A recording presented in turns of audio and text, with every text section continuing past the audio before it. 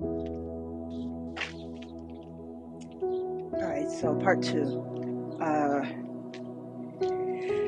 oh man, I uh, I want to back up just a little bit, and that's probably going to happen a lot. I might forget parts in the story and have to back up, charge it to my head and not my heart. So, 20, the beginning of 2018, a lot of people know my story. Even people that are close to me, but don't really know uh, this other detail. So earlier in 2018, I was diagnosed in July of 2018. So back in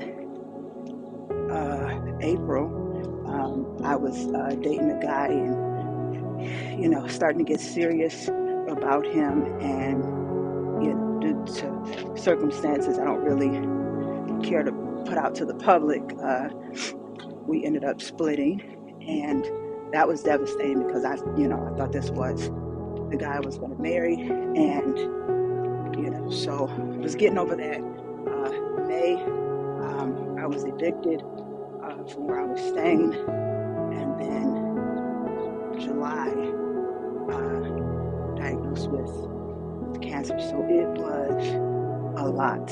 It was a lot that I didn't even, wasn't able to deal with before going into the fight of my life. So I really don't want to do a 60, 70, 80 part series to this. So some things I'm going to skip over, and then one day you can read my book. But I do have to mention this. Okay, going back, I believe 2017. My little brother, who I love with my entire heart, he went through, first of all, I got permission to share this part of it, but he, along with my father, along with another brother, I have bipolar, he was going through an episode in 2017 that was really severe, and he ended up taking a bat to my car, single-handedly totaling the car,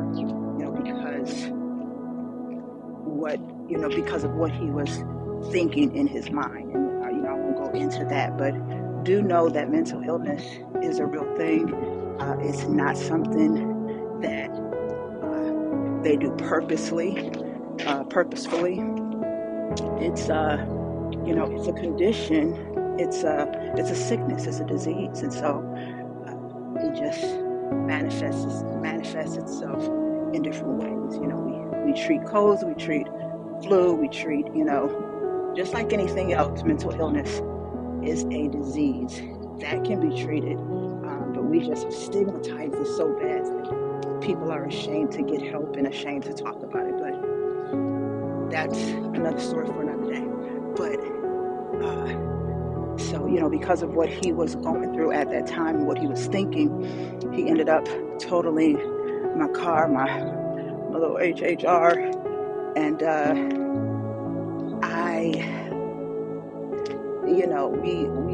we've been like this since he's 3 years younger than me, and I think he was like in his 20s when we found out that he had it, and we've had some things take place, but that was extremely traumatic to me, and I was very afraid of him. Just to say that I don't want to go too deep, but I was very afraid of him after that, and he was hospitalized and things, and then he was sent to the psychiatric ward and put on meds and stuff. But just at that time, he was not convinced that he needed to stay on meds, and so he stopped taking them, and that was a pattern of his. And so fast forward, got the diagnosis in July, was just put out the house, and so my family rallied together and was like, okay, why don't we all move into house together? Parents, my younger brother, who I was just talking about, my older sister, and her son all moved into a really nice house in Warren so that they can help take care of me, and also my dad, who is blind. And so that was a huge blessing. Just the support was amazing from jump. So let's see, we got 5 minutes left. So we move into the house, and the first thing I had to do was meet with the doctors. Now, I started out in Karmanos McLaren, which is in Mount Clemens. And I loved it. You know what? That's not true. I started out Karmanos, Detroit. Let me back up. I started out Karmanos, Detroit, met with some doctors, and I think it was I'm not going to say his name, but a very famous doctor at the time.